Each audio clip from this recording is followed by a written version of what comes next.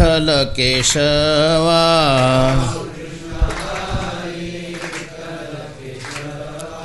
राम कृष्ण हरी विठ्ठल केशवा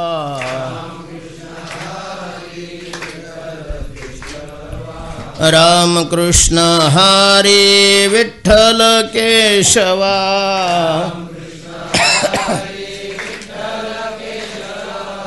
राम कृष्ण हरी विठ्ठल केशवा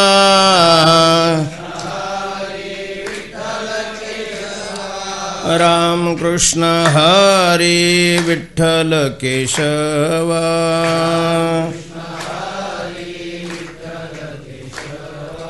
राम कृष्ण हरी विठ्ठल केशवा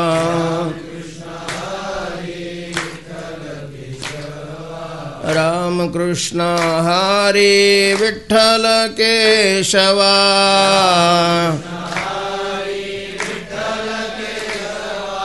राम कृष्ण हरी विठ्ठल केशवा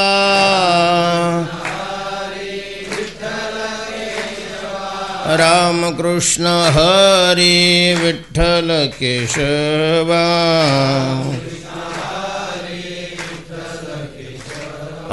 राम कृष्ण हरी विठ्ठल केशवा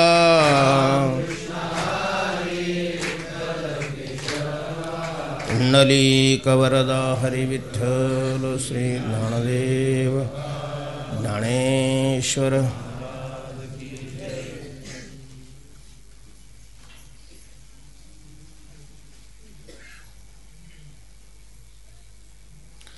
नमो सद्गुरु तुकया ज्ञान दीपा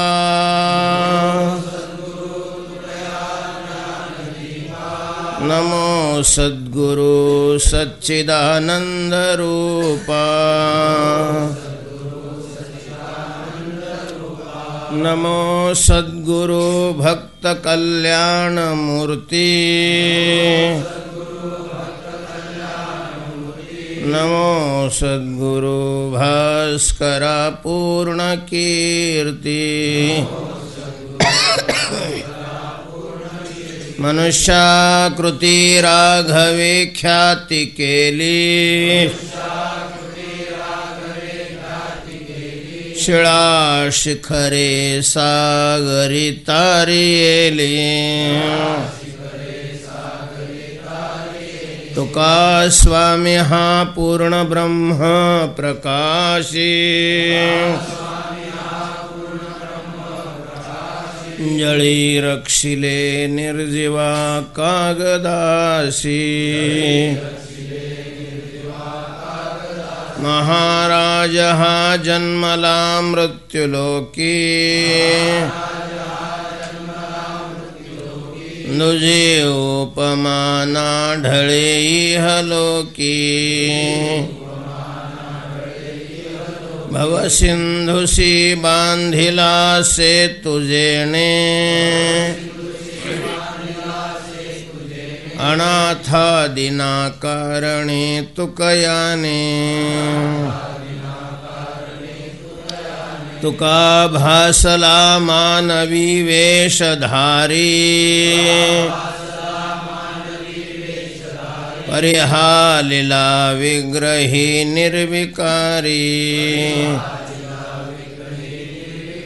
स्वये श्री हरि व्यापकु सर्वजीवा तुका तोचितो हा पर ब्रह्म ठेवा जया पूजिले आदरे पांडुरंगे विमानस्थ केले प्रयाण प्रसंगे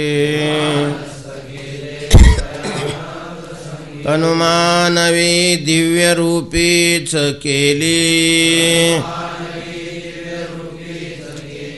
न त्यागी तिये दिव्य लोकासी नेली पुंडलीकवरदा हरिविठ्ठल श्री ज्ञानदेव श्रीमंत श्री जगद्गुरु तुकाराम. भूती भगवंत हा तो जाणतो संकेत, भारी मोकलितो बाण ज्याचा त्यासी कळे गुण. करावा उपदेश निवडोनी तरी दोष, तुका म्हणे वाटे चुकता आडराणे काटे. भारी मोकलितो बाण ज्याचा त्यासी कळे गुण. श्रीमंत श्री जगद्गुरु तुकोबाराय या अभंगातून आपल्या कर्तव्याविषयीचा परिहार देत आहेत. तुकोबाराय म्हणतात, आमूच्या हे आले भागा, आमच्या वाट्याला हे काम आलेलं आहे, आमच्या वाट्याला हे कर्तव्य आलेलं आहे. काय कर्तव्य आलं तुमच्या वाट्याला? तर आम्हा हे कौतुक जगा द्यावी नीत.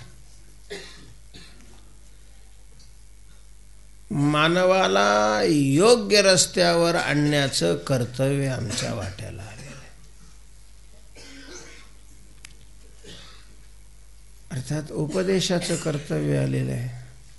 तुकोबारायांनी गाथ्याच्या माध्यमातून सगळ्या मानव मात्राला हिताचा मार्ग दाखवलेला.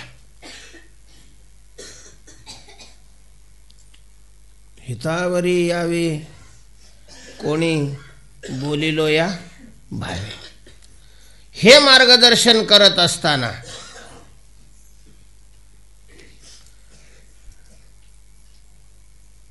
ज्यांचे रस्ते चुकलेले आहेत, चुकीच्या रस्त्याने जे चाललेले आहेत, शब्दांनी तुकोबारायांनी त्याची निर्वचना केलेली, अर्थात चांगलाच मार दिलेला आहे. तुकोबारायांनीच त्याच्याबद्दल म्हटलेलं आहे की देतो तीक्ष्ण उत्तरे. बोललेलं आहे महाराज तुकाराम महाराज, असा आग होईल असे बोललेले. नाम नवदे ज्याचे वाचा तो लेख दो बापाचा. सत्य त्याचे वेळी घडला व्यभिचार, मातेशी व्यवहार अंत्य ज्याचा.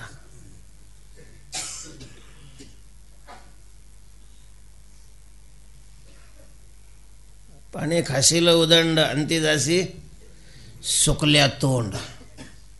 आता एखादा मान्यवंत श्रीमंत गावातला प्रमुख, आवक भरपूर, जमीनदार सगळे मानतात, पण माझं त्याच्या तोंडामध्ये असं पानाचा तोबा आहे, पिचकाऱ्या मारतोय, गप्पा गोष्टी विनोद करतोय. आणि त्याच्यासमोर म्हणलं, आता पानं खातोस, पिचकाऱ्या मारतोस, शेवटच्या वेळेला सुकल्या तोंडाने थोबाड वासून जाशील ना, त्याला काय बरं वाटेल? त्याला बरं वाटेल? खरंच अभंग लिहिलेला आहे तुकाराम महाराज. कथा करोनिया द्रव्य देती घेती, तया अधोगती नरकवास. रव रव कुंभ भोगीती यातना, नये नारायणा करुणा त्याची. अशिखंग धारा छेदिती सर्वांग, तप्त भूमी अंग लोळविती. तुका म्हणे तया नरक चुकती. आता हबपणी हा अभंग वाचल्यावर त्याचा राजरोष ठराव सगळा घडतो. आणि हे जरा अभंग वाचले कसं वाटत, काय मनात म्हणत असतील तुकाराम महाराजाविषयी.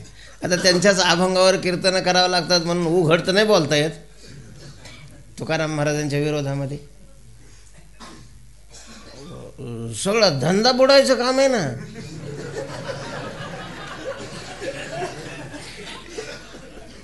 सगळ्या गाड्या माड्या सगळ्या IT ज्याच्यावर चालतात. तुम्हाला काय वाटतं, हे अभंग वाचल्यावर आम्हाला कसं काहीच वाटत नाही असं वाटतं.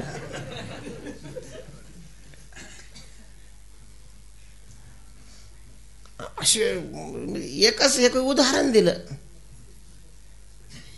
वरते करोन या तोंड, हाका मारितो प्रचंड, राग आळवितो नाना, गातो काय ते कळेना. कीर्तनकाराचंच काढले, गायकाचं काही कमी काढलेलं आहे का? अशा धरुणी म्हणी काही देईल म्हणून. आता हे जर एखाद्या गायकाने वाचला अभंग, तळपायाची आग नसेल मस्तकाला जाते.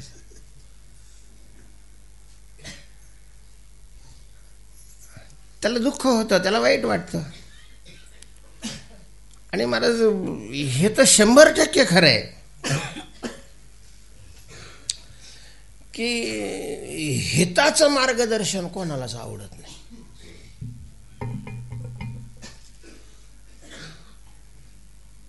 हिताचा उपदेश करणारा माणूस हा काटे टोचणाऱ्या माणसासारखा वाटतो. कारण बहुतेक 99% समाज हा इंद्रिय आणि मनाच्या अधीन झालेला असतो. इंद्रिय जे जे म्हणती ते तेच जे करीती. आणि मग ज्या वेळेला असा त्याचा ओघ अधपतनाकडे असतो, त्या अधपतनाकडे वेगात जाणाऱ्या माणसाला अडवून ऊर्ध्वपतनाकडे नेणारा माणूस नाही चालत, नाही चालत. पोराला खेळण्यात आनंद येत असतो, खेळात तर रंगलेला असतो, त्याला खेळामध्ये रस येतो, त्याला खेळावं वाटतं. आणि अशा वेळेला जर त्याची आई, जन्म देणारी आई, 9 महिने जिने गर्भामध्ये त्याला सांभाळलेलं आहे, जन्मल्यानंतर स्वतःचं दूध पाहून ज्याला पाजून ज्याला वाढवलेलं आहे आणि आजही सगळं त्याचं करते, ती आई त्याला खेळातून हात धरून एखादा मुस्काडीत देऊन, अभ्यास कर, खेळत काय बसलेला आहेस, परीक्षा जवळ आलेली आहे, तुझा बाप देईल का परीक्षा, असं म्हणून जर त्याला खेळातून ओढून अभ्यासाकडे लावत असेल तर महाराज ती आई आई नाही वाटत त्याला. वैरीन वैरीन वाटते. मरण कसं काय थिरडी. सगळ्याला अटॅक होता तर आमच्या आईलाच कसं काही आहे ना गेला.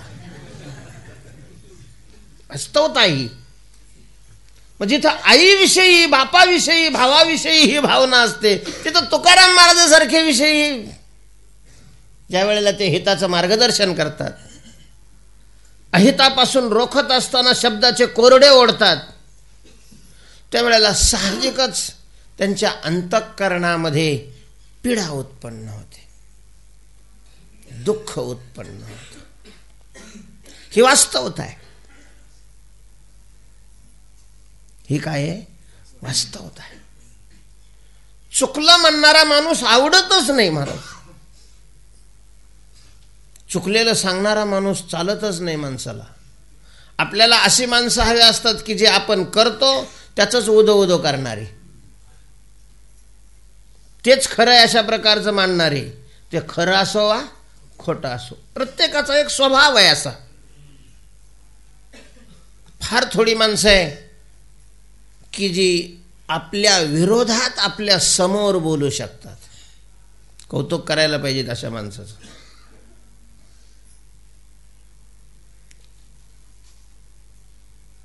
आणि ज्या वेळेला तुकाराम महाराजांसारखी मंडळी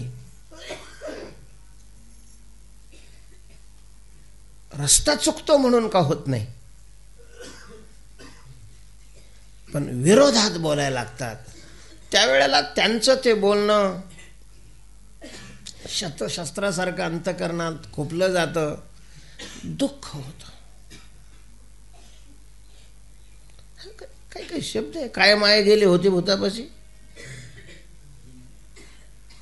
तर उगा आपलं संतावर प्रेमच असतं म्हणून आपल्याला काही वाटत नाही, श्रद्धा असते म्हणून. बरं, एखाद्याने जर हा शब्द ऐकला, एखादा कलेक्टर आहे, एखादा मंत्री आहे, एखादा श्रीमंत आहे, ज्याची काही फार श्रद्धा संतावर नाही आहे, करोडोपती आहे, आणि त्याने जर ऐकलं की तू भगवंताचं नाव घेत नाही, तुझी आई भूताजवळ गेली, अवघड आहे. तर कसं वाटत असेल, कसं वाटेल?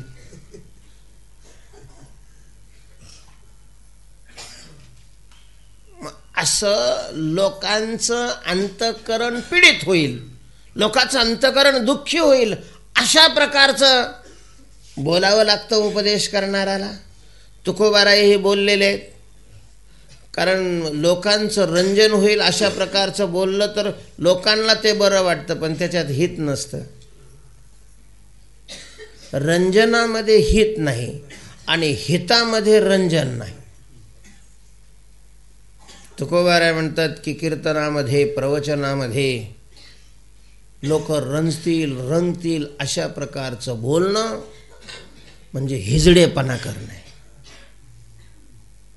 नव्हे विनोद उत्तर केले रंजावया चार चार.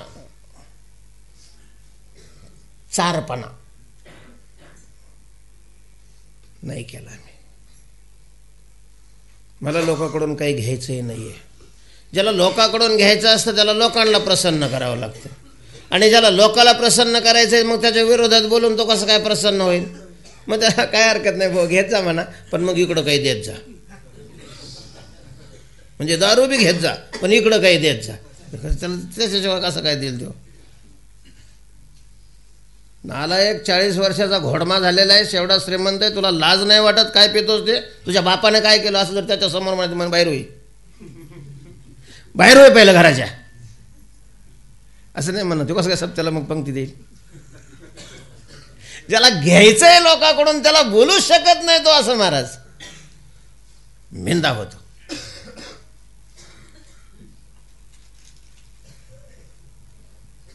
अष्टावक्र मुनी रस्त्यावर बसलेले होते. तेज होत. वैराग्याची, त्यागाची शक्ती होती. आणि जनकाची मिरवणूक चालली. तो वाजे गाजे अमको धमको हत्तीवर बसलेले. आता ते रस्त्यातच बसले असल्यामुळं मग आडली ना ती मिरवणूक. उठावं नाही उठत म्हणत. राजेसाहेब असल पाय पसरून बसले. शेवट प्रधान आला, त्यांनी विनंती केली किमान पाय तरी आकडा. ती म्हण तुला माहिती आहे पाय कोण आकडतो? त्याला हात पसरायचा राहतो तो. त्याला हात पसरायचा नाही तो पाय आकडीत नाही का शब्द आकडीत नाही, काय घेणं राहत नाही त्याला. तुकोबारांना काही घ्यायचं नव्हतं. समाजाला रस्त्यावर अशा प्रकारचं आणायचं होतं. आणि मग हे करत असताना तुकाराम महाराजांनी जितका आवश्यक घाव आहे तितका काय केलेला आहे? टाकलेलाच आहे महाराज. मग ते समोरच्याचं बाकीचं काहीच पाहिलेलं नाही. तेव्हा अशा प्रकारच्या हे कर्तव्य करत असताना कराव्या लागणाऱ्या कृतीबद्दल मग वेगवेगळ्या दृष्टीनं त्याच्यावर आक्षेप आले. तुकोबारायांना विचारलं गेलं, महाराज तुमच्या बोलण्यामुळं लोकांच्या अंतःकरणामध्ये पीडा होते, दुःख होतंय, क्लेश होतात, लोकांना त्रास होतोय. ज्यांना त्रास होतोय त्यांच्या अंतःकरणामध्ये परमात्मा आहे. तुम्हीच सांगताना सांगितलं, ऐका हो तुम्ही भक्त भागवत, नाही का? तुकोबारायांची सांगण्याची तराफा. सर्वसामान्याला सांगणं वेगळं आणि मोठ्याला सांगणं वेगळं. लगे हात जोडून, महाराज आपण हभप आहात, भागवत भक्त आहात, भागवत भक्त आहात. भक्तीमध्ये आपण प्रवेश केलेला आहे. भक्तीची आपण वाटचाल करता, नुसती स्वतः वाटचाल करता असं नाही, जगाला सुद्धा भक्तीचा मार्ग दाखवत आहात. अनेकाला बरोबर घेऊन चाललेले आहात तुम्ही. लोक तुम्हाला गुरु मानतात. माझी एक विनंती आहे का वगैरे बाई, मी दुबळा आहे, दी नाही, पदर पसरतोय तुमच्या समोर. काय लागतं तुम्हाला? काय नाही, फक्त मी काय म्हणतो तेवढं ऐका. काय म्हणणं आहे तुमचं? कराल ते हित सत्य करा. तुम्ही तुमचं वास्तव हित करून घ्या. तुम्ही समजता त्याला हित नका समजू, जे हित आहे त्याला तुम्ही समजून घ्या.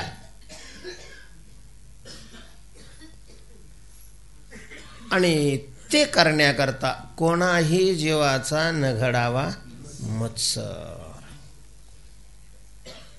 मत्सर कोणाचा करू नका. जरी तुमच्या पुढचाच दिंडीवाला तेव्हा असला आणि त्याच्यात माणसं जास्त असली त्याच्या दिंडीत,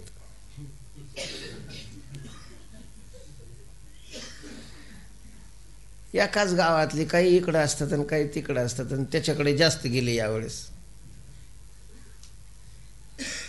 माणसं गेली म्हणजे भिशी गेली, माणसं गेली म्हणजे पंक्ती गेल्या.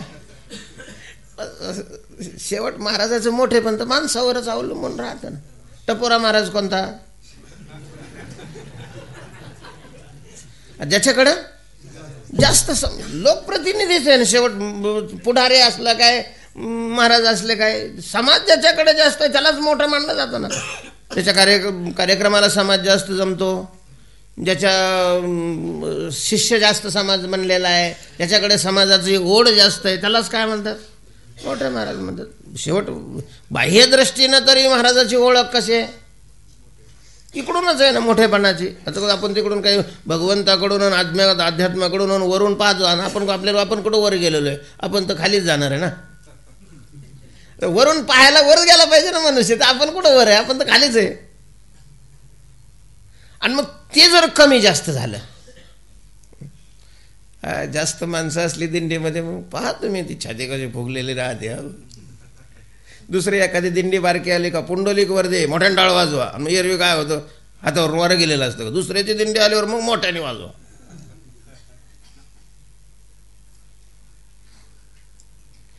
असा तुमचा स्पर्धक जरी असला त्याची काय करू नका, मत्सर करू नका. पण त्यांनी काय केलं? समाज तिकडे गेला तो त्याचा दोष आहे का? समाज जर त्याच्याकडे जात असेल आणि कदाचित तुमच्याकडे येत असणारा बी त्याच्याकडे जात असेल, तर समाजाला तुमच्या ठिकाणी काहीतरी कमी आहे आणि त्याच्या ठिकाणी काहीतरी जास्त आहे असं वाटत असेल, तो त्याचा काय दोष आहे? त्या साधकाचा, त्या परमार्थाचा, त्या महाराजाचा काही दोष आहे का? नाही आहे. मग त्याचं मत्सर करण्याचं काय कारण आहे? मत्सर केला जातो. आणि खेदाने असं म्हणावं लागतं की राजकारणी लोक एवढा मत्सर करत नाही जेवढा आम्ही करतो. आम्ही जेवढा मत्सर करतो आमच्यातल्या लोकांचा. आम्हाला दारू पिणारा चालतो, दुसरा कीर्तनकार नाही चालत. ही विचित्र परिस्थिती आहे महाराज. एखादा श्रीमंत असला तो पिणार आहे, त्याच्या गळ्यात माळ सुद्धा नाही, पण तो आला, तो चालला तर त्याच्याबद्दल पाहिल्यावर आनंद होतो. आणि एखादा कीर्तनकार आपल्या समोरून चालला तर अंतकरणामध्ये काय होतो? पीळ पडला जातो. त्याच्याविषयीचा मत्सर असतो. हृदय जिव्हाळा श्रीमंताचा, आवडे देवासी तो आहे का प्रकार, तुळशी माळ गळा, गोपी चंदन टिळा, आणि हृदय जिव्हाळा कृष्ण. महाराज भगवंताची भक्ती करणारा पाहिला की माणसाला खूप आनंद वाटावा. ते तर दृष्टी पडो आवडी, खूप आनंद वाटावा. आपल्याला लोकांनी पाहिल्यावर लोकांना आनंद वाटावा असं वाटतं का नाही? काय राव, आम्ही आले तर तुम्ही कोणाचं लक्ष सुद्धा नाही, एवढे आम्ही वायाला गेलेलो आहे का? तसंच भगवंताची भक्ती करणार आहे. आपला अनुयायी नसला म्हणजे काय झालं? अनुयायी नसले म्हणजे सगळे पापीच राहतात काय? नसेल मानतही एखादा आपल्याला, आणि असं आहे काय आपल्या जवळ लोकांनी मानावं असं? उपकार आहे महाराज लोकांचे, एवढे नालायक असताना सुद्धा लोक आम्हाला मानतात. तर आपणच आपलं जर पृथक्करण केलं तर आपल्याच लक्षात येईल की आपण काय लायकीचे.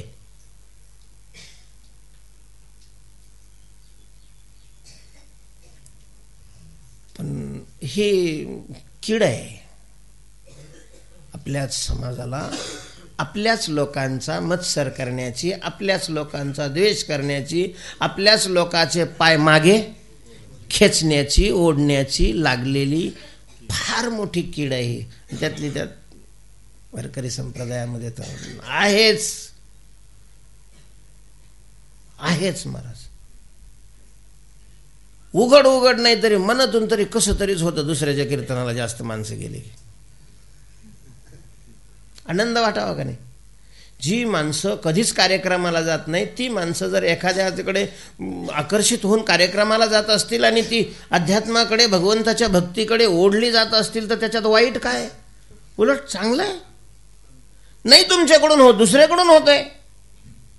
रोग जाणं महत्वाचं आहे, कोणाच्या औषधाने जाणं हे काय महत्वाचं नाही आहे. सूर्य उदयाला येणं महत्वाचं आहे, कोणाचा कोंबडा ओरडल्यावर उदयाला येणं हा काय भाग महत्वाचा नाही आहे.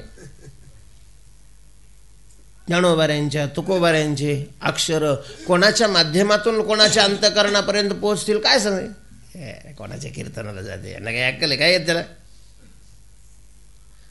ठीक आहे, तुम्हाला चांगलं येत आहे, तुम्ही सगळे शास्त्र वगैरे सोडवलेले आहेत, शास्त्र हे आहे. पण महाराज पहिलीच्या वर्गाला बालवर्गात असलेल्या पोराला MA शिक्षक काय करायचं आहे? त्याला काठी वाटी एक अशा प्रकारचं व्यवस्थित त्याला समजेल असं शिकवणारा पुष्कळ झाला. त्याला काय घेणं आहे? याची चित्सुखी झाली आहे का? याचा वरती प्रभाकर झालाय का खालती प्रभाकर गेलाय? आता जिथं शास्त्राच्याच व्याख्या करायच्या आहेत प्रत्येक अभंगावर तिथं ठीक आहे वा.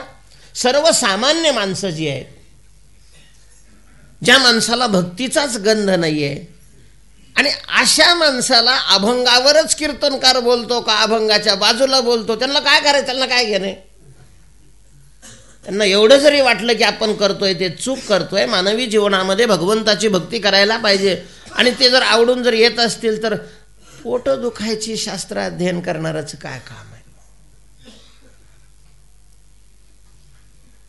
नाही दुखायला पाहिजे खरं. माझं बी दुखतं ना. नाहीतरी गाथा चिंतन हे आपलं आपल्या करताच आहे, दुसऱ्या करता नाहीच आहे. दुखो नये म्हणून तुकोबाराय म्हणतात, कोणाही जीवाचा न घोडो मत्सर. नका न करू मत्सर. मग मत्सराचे जी वेगवेगळे अंग आहे त्याच्यामध्ये असतं की दुसऱ्याचे दोष काढणं, दुसऱ्याचे दोष दाखवणं. महाराज तुम्ही लोकाला हे सांगता आणि तुम्ही काय केलं गाथ्यात? तुम्ही काय करताय गाथ्यात? लोकांचे काय काढलेत? कितीक दोषच काढलेले आहे ना, कितीक ठिकाणी दोष काढलेले. एक नाही सोडला महाराज, संन्यासी सोडला नाही, जंगम सोडला नाही, वाघ्या सोडला नाही, गणपत्या सोडला नाही, कोणीच नाही सोडला. कीर्तनकार सोडला नाही, प्रवचनकार सोडला नाही, पुराणिक सोडला नाही, कुणी नाही सोडला. प्रत्येकाचे दोष काढले. तुम्हाला चालतात नाही का? तुम्ही ज्या वेळेला दुसऱ्याचे दोष काढता, दुसऱ्याला दुःख देता, त्यावेळेला मग त्याच्यात परमात्मा नाही राहत, त्यावेळेला त्याच्यातल्या परमात्म्याला दुःख नाही होत. आम्ही केलं का मग आम्हाला म्हणतो ऐकाजी तुम्ही फक्त भागवत कराल ते हित सत्य करा, कोणाही जीवाचा न घडो मत्सर. का घडू नये मत्सर जीव कोणत्याही जीवाचा? त्याचं कारण हे आहे की आपण ज्या पांडुरंगाची उपासना करतो, सेवा करतो, तो पांडुरंग परमात्मा त्याच्यामध्ये. आणि मग त्याचा केलेला मत्सर पर्यायाने कोणाचा मत्सर होतो? पांडुरंगाचा मत्सर होतो. मत्सर पांडुरंगाचा, कारण त्याच्या आत आहे ना तो. एका राजाने एक माकड पाळलेलं होतं.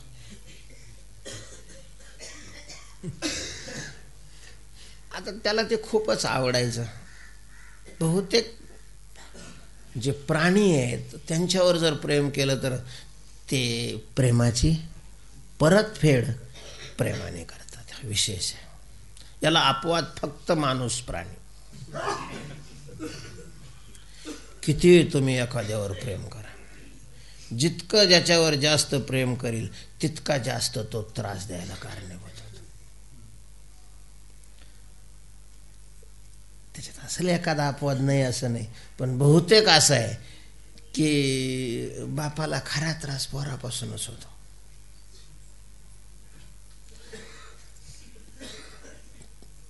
पशुवर्गामध्ये नाही तसं महाराज. जीव द्यायला तयार होतात पशु. एखाद्याने त्यांच्यावर प्रेम केलेलं असेल तर त्याच्याकरता माकडावर त्याने प्रेम केलेलं, मग माकडाचं हे प्रेम. राजाला सोडून ते राहत नसे, त्याला सोडून राजा राहत नसे. उन्हाळ्याचे दिवस, दुपारची वेळ, जेवण करून राजा विश्रांतीला झोपलेला आहे. गरमत आहे खूप. पांघरून घ्यावं तर गरमत आहे. उघडं झोपावं बरं वाटतंय, पण माश्या डासायला लागल्या. बरंच राजाला झोप लागलेली, ते माश्या बसायचं, ते मग त्याने झोपेतच असं करायचं. माकडाच्या लक्षात आलं की आपल्या राजाला या माश्या काय द्यायला लागल्या, त्रास द्यायला लागलेला. मग ते सरसवलं, असं समोर येऊन बसलं. झालं ते बस झालं. राजा आहे माझा अन्नदाता आहे, मी याचं मीठ खाल्लेलं आहे. आता जर तुम्ही त्याला त्रास दिला, तुम्ही त्याच्या अंगावर बसले, तर याद राखा माझ्याशी गाठ आहे. चलो हट. असा हात त्या राजाच्या अंगावरून मारला. माश्या उठून गेल्या. पण आता याची भाषा त्यांना थोडी समजते. हात बाजूला गेला की पुन्हा माश्याला बसल्या. त्यानं पुन्हा झटकेला, पुन्हा माश्या बसल्या. महाराज तलवार घेतली. मग त्यानं बस आता मग आता जर तो बसली तर 2च तुकडे. महाराज ती माशी जी बसली ती नेमकी मानेवर बसली. जो नियम धरला टोला मारला तर 2च तुकडे. कोणाचे? राजाचे. कशा करता दृष्टांत दिला मी? तसं ज्याचा आपण मत्सर करतोय, तो ज्याच्यावर बसलेला आहे, तो ज्याची आपण उपासना करतो, तो आहे ना पांडुरंग आहे ना. आत पांडुरंग आहे ना. सर्वस्य चाहम हृदय सन्निविष्टो मत्त स्मृतिर्ज्ञानम अपोहनंच ईश्वर सर्वभूतानां हृदयेषैर्जुन तिष्ठति भ्रामयन् सर्वभूतानि यंत्रारूढानि मायया. आणि मग त्याचा केलेला मत्सर हा त्याला नाही, पर्यायाने त्याच्या आत असणारा जो पांडुरंग परमात्मा आहे त्याचा मत्सर होतो. 17व्या अध्यायामध्ये भगवंताने गोड सांगितलेले. कर्षयंत शरीरस्थम भूतग्राममचेतसा मान चैवांत शरीरस्थम तान्विद्या सुरनिश्चयान. त्याच्या आत असलेला जो मी, त्या मला ते काय देतात? पीडा देतात, मला दुःख देतात. ताणहम द्विशत क्रूरान संसारेषु नराधमान क्षिपान मेजश्रम शुभान आसुरीष्वेव योनिषु. म्हणून कोणालाच दुःख देऊ नये. कारण आपण कोणालाही दुःख दिलं तरी ते पर्यायाने पांडुरंगाकडे पोचतं. पांडुरंगाकडे. जसं कोणालाही नमस्कार केला तरी पर्यायाने देवाला नमस्कार होतो. कुठंही पाणी पडलं तरी पर्यायाने ते कुठं जात असतं? समुद्राकडे जातं. तसं कोणालाही दुःख दिलं, कोणाचाही मत्सर केला तर तो पर्यायाने पांडुरंगाचा मत्सर होतो. आणि त्यातली त्यात जर भगवंताच्या भक्ताचाच मत्सर केला तर तो साक्षात त्याच्या आत असतो. साठविला आहे हृदय संपुष्टी. यस्तान द्वेष्टी देवाचा तो शत्रू, वैरी दावेदार, पृथ्वी ही भार निघे तया. तुकोबारेने म्हटलेलं आहे, हरिभक्ताची कोणा न घडावी निंदा. मग कोणा याचा अर्थ जे हभ नाही त्यांच्याकडून घडू नये, यांच्यात केली तरी चालते असा अर्थ घ्यायचा का? कोणा हा सापेक्ष शब्द का निरपेक्ष शब्द? हरिजनाची, हरिभक्ताची, भगवंताचं चिंतन भजन कीर्तन प्रवचन करणाराची कोणीही निंदा करू नये. का? तर भगवंताला ते सहन नाही होत. आणि मग रूपा येऊनियाधरी अवतार.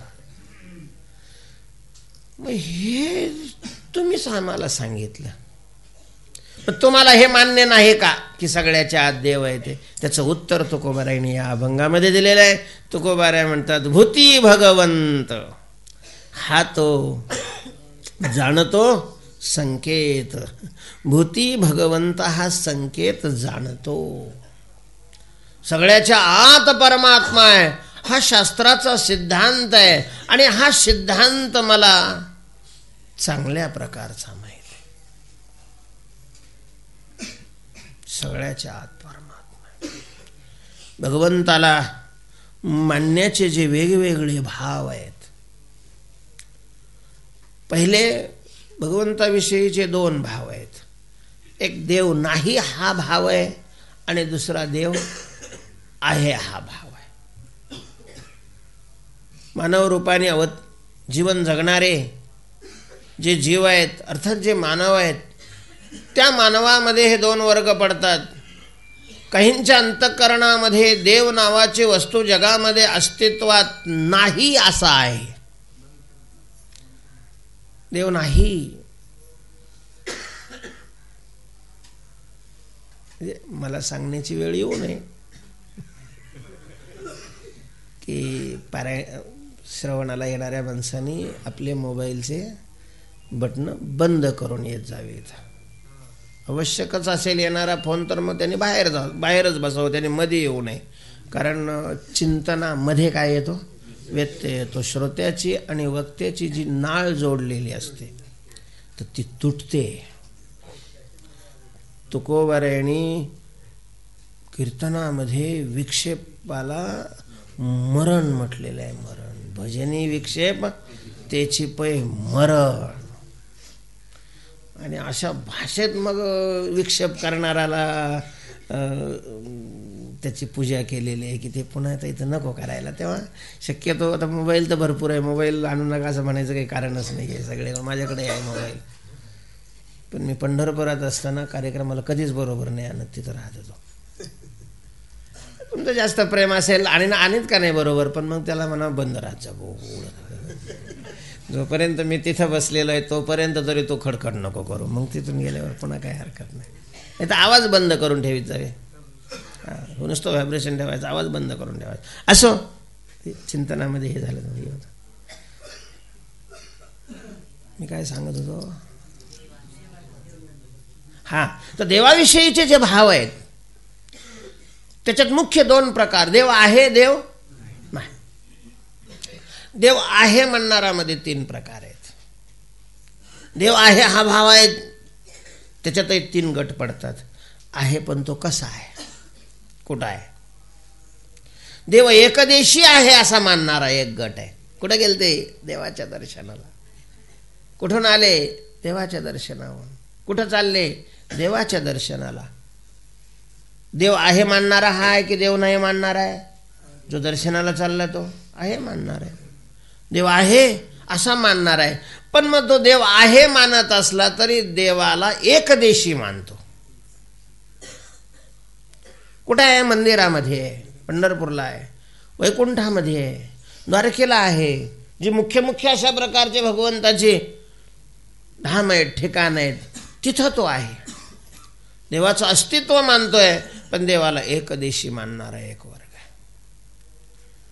महाराज, उपासकांनी या पायरीवर उभं राहून उपयोग नाही.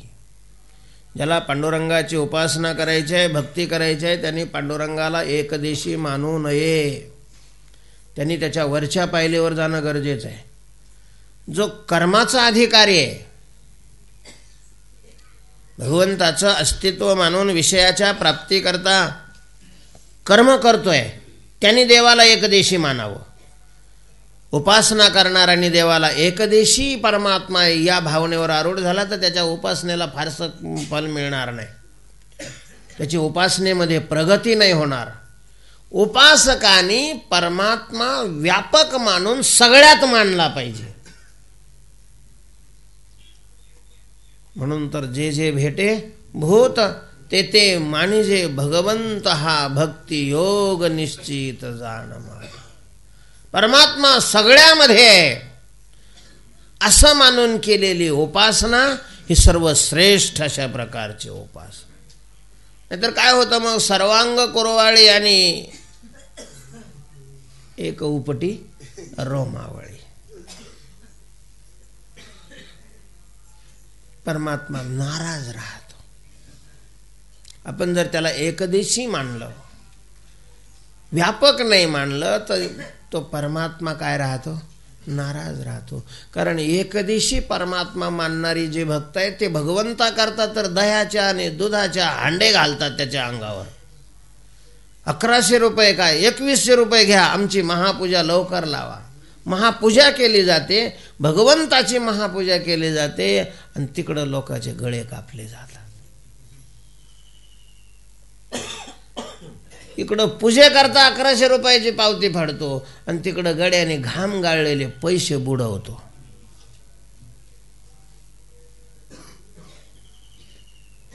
लोकांना त्रास दिला जातो. एकदेशी परमात्मा मानणं हे साधनेला घातक आहे.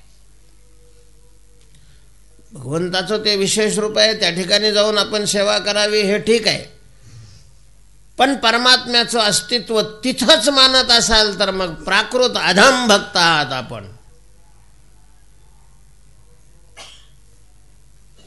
भागवतामध्ये त्याला अधम भक्त म्हटलेलं आहे. 3 प्रकार केलेले आहेत: उत्तम भक्त, मध्यम भक्त आणि अधम भक्त. तो अधम भक्तीमध्ये मोडली जाते ती भक्ती. उपासकाने परमात्मा सगळ्याच्या आत पाहावा, सगळ्यात देव पाहावा. बरं आहे तो, नसेल दिसत तर मानावा. पाहण्याचा आपल्याला अधिकार नसेल तर आपण काय करावं? माना. का हो तुमचे भाऊ नाही हो, जरा ते बिमार आहेत. काय झालं? अहो त्यांना TB झालेली आहे. आता आपण एखाद्याला TB झालेली असेल तर आपण त्याला TB झालेली आहे म्हणतो का नाही? आपल्याला कळते का TB? दिसते काय? मग कसं काय म्हणून TB झाली? कसं काय म्हणता तुम्ही TB? तुम्हाला कळतं TB? मग तुम्ही त्याला TB झाली कसं काय म्हणले? पण डॉक्टरने सांगितलं, म्हणजे डॉक्टरने सांगितलं त्याच्यावर विश्वास बसतो आपला. जे हातात सुरा घेऊन कापायलाच निघालेले राहतात. वैद्यराज नमस्तुभ्यम यमराज सहोदरम यमस्तु हरति प्राणान वैद्य प्राणान धनानीच. ठेवावाच लागतो रोगाच्या बाबतीत त्यांच्यावर विश्वास. पण त्यांनी सांगितलेलं आपल्याला लगेच नाही हो त्याला TB झालेला आहे. आणि तुकाराम महाराज म्हणतात की परमात्मा सर्वभूती, परमात्मा स्वतः सांगतो मी सगळ्यात आहे. माळकऱ्याला 3 माळा ज्याच्या गळ्यात आहे त्याला पेपरमध्ये असं आलं म्हणतो, म्हणजे पेपरवाल्यावर विश्वास बसतो त्याचा. गाथ्यात तुकोबाराने सांगितलेलं आहे, तिथं नाही बसत विश्वास. तेव्हा दिसत नसेल परमात्मा सगळ्यात मधला. भक्ती जर आपण चांगल्या प्रकारची केली, भक्तीच्या क्षेत्रामध्ये जर आपण पुढे गेलो तर महाराज सगळ्यामध्ये परमात्मा दिसतो. हिरण्यकश्यपूने प्रल्हादाला विचारलं, कहाँ है तेरा भगवान? तेरा भगवान कहाँ है? कुठे आहे तुझा परमात्मा? त्याने सांगितलं, बाबा तू सर्व ठिकाणी. सर्व ठिकाणी तुला कुठं दिसतो? म्हणून मला सगळ्यातच दिसतो. खांबातही दिसतो. हां, खांबातही दिसतो. प्रल्हादाला खांबात सुद्धा भगवान दिसत होते. उगीच नाही म्हटलेलं की विठ्ठल विस्तारला जणी सप्तही पाताळे भरुणी, विठ्ठल व्यापक त्रिभुवनी, विठ्ठल मुनी मानसी. तो फक्त दुसऱ्या कीर्तनकारात नसतो, नाही, दगडात राहतो. फक्त कोणात नाही, कीर्तनकारातच नाही, दुसऱ्या दगडात आहे. सगळ्यात परमात्मा आहे, दिसतो. भक्ती क्षेत्रामध्ये जर आपली उंची, लेवल, अवस्था वाढले तर दिसतो. दिसत नसेल तर समजावं आपली उंची वाढलेलीच नाही. मग लोक असे साष्टांग दंडवत घालून पाय का चाटीत नाही? लोकांना काय करायचं? लोकांची श्रद्धा राहते. लोकांना काय कळतं बिचाऱ्यांना? काय कळे जगा? म्हणून आपली चांगली दुकानं चालतात. पण ते ठीक आहे, इकडं लौकिकामध्ये वास्तवतेत काय आहे? सगळ्यात परमात्मा दिसावा महाराज. सर्वा घटी राम देहादेही एक. सगळ्यात आहेच तो, स्वरूपाने तो आहे, प्रतीतीनं तो असणं गरजेचं आहे. प्रतीती यावी तशी. नसेल प्रतीती येत तर विश्वास ठेवून शास्त्रावर, संतावर तशा प्रकारचं मानावं. मानण्याकरता तसं असलं पाहिजे असं सुद्धा नाही, पण असल्यावर मग मानायला तर काही अडचणच नाही ना. मान्यता हे नसलं तरी असते. काही काही माणसं पितृभक्त असतात, पितृसेवक असतात. वडील गेले की लगेच मग वडिलांचा फोटो काढून काय करतात, घरामध्ये लावतात. सकाळी स्नान झालं की उदबत्ती लावून अगदी त्या फोटोला ओवाळून नमस्कार करतात. एकाने विचारलं, नवीन माणूस होता, कोणाला नमस्कार केला? म्हणले आमचे वडील आहेत. ते म्हणे असे वर खुंटीवर कोण बसले? जर तुमचा बाप आहे आणि त्याचं घर आहे हे, तर असं खुटीवर का बसला? खाली खुर्चीवर काय जागा नाही का? रिकाम पडले ना खुर्च्या, वर कायला बसला? मग आता ते बाप असतो का याचा? त्याच्यातलं काय बाप असतं? पुढचा काच बाप असतो का? त्याच्यामधला कागद बाप असतो का? त्या कागदावरचा रंग बाप असतो का? त्याच्या पाठीमागचं खपट बाप असतं? नेमका काय बाप असतो त्याचा? का सगळा मिळून बाप असतो विशिष्ट? आता कसं काय बाप म्हणता येईल त्याला? काय आहे सांगा ना? काच आणि मागे पाठीमागे कागद आहे, त्याचा बाप कसं काय याचा? तो बाप नाही तरी हा काय करतो? मानतो. मानायला काही अडचण नाही, म्हणजे नसलं तरी मानता येतं. आणि इथं परमात्मा तर सगळ्याच्या आत आहे, मग मानायला काय अडचण आहे? नसेल दिसत ना, बरोबर आहे ना? कारण परमात्मा दिसण्याकरता दिव्य दृष्टी लागते, अधिकार लागतो, लेवल लागते, त्याच्याकरता साधना करावं लागते. साधना नसेल तर त्याला कसा दिसेल देव? महाराज, भगवान श्रीकृष्ण ज्या वेळेला शरीराने या भूतलावर नांदत होते, त्याही वेळेला त्याच्या जवळ राहणाऱ्यालाही देव नव्हता दिसत.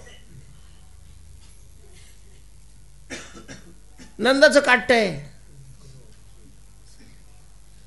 वसुदेवाचं पोरग आहे असं म्हणायचे. हुशार आहे, चॅप्टर आहे म्हणे, चॅप्टर आहे. कृष्ण काय आहे? चॅप्टर आहे. देव त्यांना म्हणजे जिथं प्रत्यक्ष देव होता तिथं देव दिसत नव्हता, तर मग आता माणसात दिसेल तर अधिकारच लागेल ना त्याला? नाही दिसणार. पण साधू संतांवर आपला जर विश्वास असेल, शास्त्र जर आपल्याला मान्य असतील, तर मानायला काही अडचण नाही ना, मानावं. तेव्हा सर्व व्यापक परमात्मा आहे, सगळ्यात तो आहे असं परमात्म्याचं स्वरूप मानणारा हा देव आहे असं म्हणणाऱ्यातला दुसरा वर्ग आहे. आणि श्रेष्ठ वर्ग तो आहे.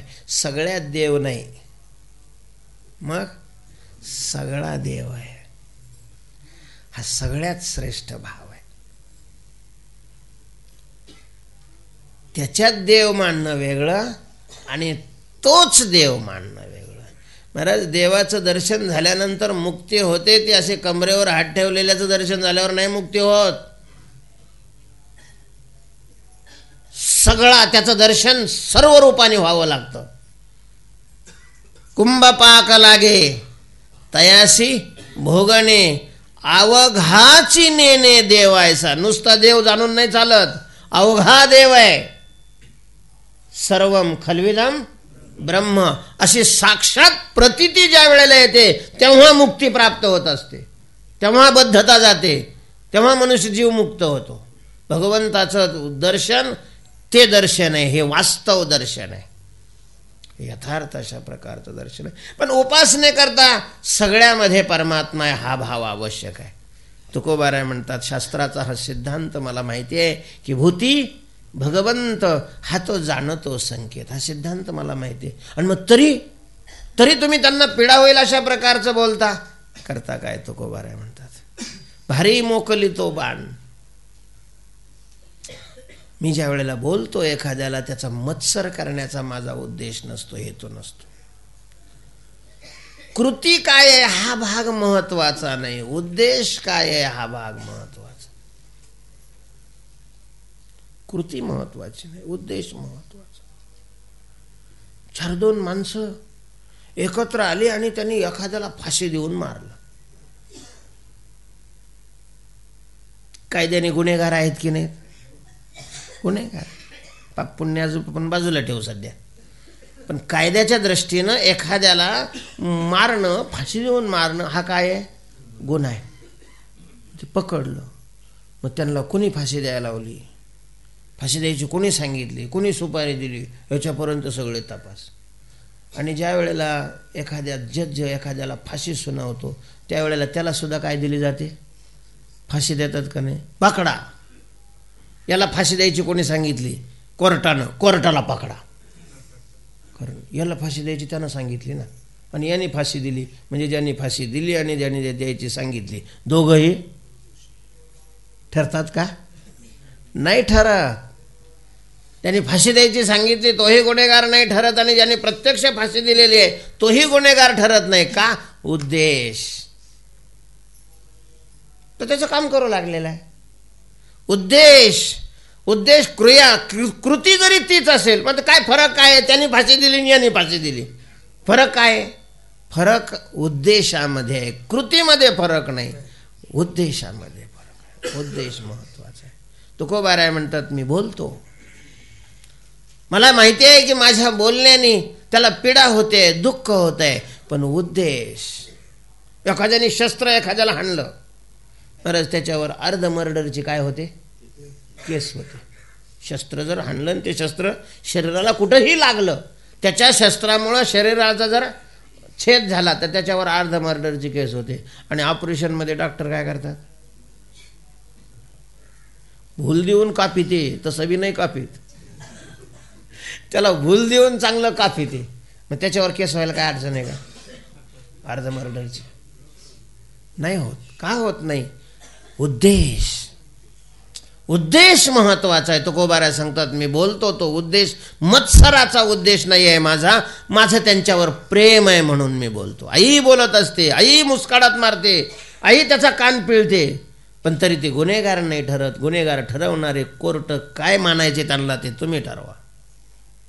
बरं, आता बापाला नाहीला बी पोराला नाही मारता येत, शिक्षकालाही विद्यार्थ्याला नाही मारता येत. कायद्याच्या दृष्टीनं गुन्हेगार त्याच्यावर गुन्हा अवलंबून आहे. हे कायदे करणाऱ्यांची डोके कुठं आहेत काय माहिती, काही कळतच नाही. त्याचा उद्देश काय आहे? कशाला पोरं अभ्यास करतील? मग शिक्षकाला काय पगार चालू आहे आपला, कुठले कमी लफडे करीत बसा. शिकून मोकळे होतात. तुम्हाला करायचा अभ्यास तर करा, नाही तर जा बोंबलत कुठेही. मग काय करतील ते? तरी कायद्यानेच त्यांना काय ठरवलेलं आहे? मारलं तर गुन्हेगार ठरवलेलं आहे. तेव्हा उद्देश तो नाही आहे. मग उद्देश काय आहे? ज्याचा त्याशी कळे गुण. इथे गुण शब्दाचा अर्थ दोष घ्यायचा. तर ज्याचा दोष आहे, त्याचा अवगुण आहे, तो त्याला कळावा म्हणून मी अशा कठोर शब्दामध्ये काय करतोय? बोलतोय. त्याला जर तो दोषच नाही वाटला, महाराज तू त्याचा त्याग नाही करणार. जोपर्यंत आपल्याला दोष वाटत नाही, त्या दोषाविषयीची चीड निर्माण होत नाही, तोपर्यंत आपण आपल्यापासून त्याला काय करणार नाही? दूर करणार नाही. आणि मग तुकोबाराय म्हणतात ज्याला उपदेश करायचा आहे, त्याला हे सगळं कळत असलं, सगळा परमात्मा आहे, सगळ्यात परमात्मा आहे, त्याला दुःख देऊ नये तरीही उपदेश करणाराचा काय? नाविलाज. लहान पोरग आहे, शिरावर बेंड झालं. अलीकडे बेंड नाही होत, चांगलं आहे म्हणा, पण बेंड झालं आणि ते असं पिकलं. महाराज असं मस्त मजा वाटत आहे. असं ठस ठस ठस ठस ठस ठस. आई आई आई आई व्याकुळ. तिच्या भावाचा दवाखाना होता, तिनं त्याला दवाखान्यात डॉक्टरने पाहिलं. त्यानं सांगितलं की आपा हे आता काय झालेलं आहे? पिकलेलं आहे. मग पिकलेल्या बेंडा दुखायचं राहायचं असेल तर त्याच्यातलं काय काढावं लागतो? सगळा तो जो खराब रक्त झालेला आहे, ज्याच्यात रेंदा आहे, तो सगळा काढावा लागतो. आणि तो कसा काढावा लागतो? पिळून काढावा लागतो. पिळून त्याला असं चिरायचं, असं दाबायचं. महाराज ते इतकं दुखत होतं की तो तिथं उभा राहिला आणि एखाद्याने बघू म्हणून हात केला की तो तिकडंच आरडत होता. म्हणजे त्या हाताला सुद्धा हात लावू देत नाही, इतक्या त्याला वेदना होतात. आणि ते बेंड पिळावं लागतं. डॉक्टर ते पिळतात सुद्धा, आरडतात माणसं, तरीही तो दोषी ठरत नाही. का? कारण त्याचा उद्देश त्याला दुःख देण्याचा नाही, दुःखातून मुक्त करण्याचा आहे. उपदेश करणाराचाही उद्देश त्याला दुःख देण्याचा नाही आहे.